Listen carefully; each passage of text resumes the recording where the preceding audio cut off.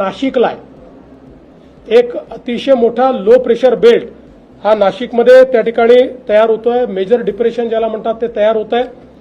या मेजर डिप्रेशनमुळे जो काही नाशिक आणि त्र्यंबकेश्वरचा मधला भाग आहे या भागामध्ये ढगफुटी उद्या संभावित आहे किंवा त्या प्रकारचे निर्देश आपल्याला प्राप्त झालेले आहेत।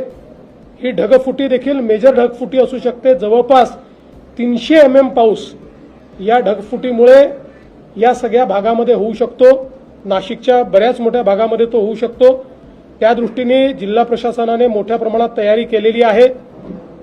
शाळांना सुट्टी देणं असेल किंवा जिथे पाणी साचू शकतं अशा भागात काम करणं असेल, नाशिक शहर असेल किंवा नाशिक जिल्हा असेल, जो ग्रामीणचा भाग आहे तो भाग असेल, या ठिकाणी वेगवेगळ्या प्रकारे अशा प्रकारच्या क्लाउड बर्स्टमुळे जी परिस्थिती येऊ शकते त्याचं अँटिसिपेशन करून बऱ्याचशा उपाययोजना त्या ठिकाणी करण्यात आलेल्या आहेत।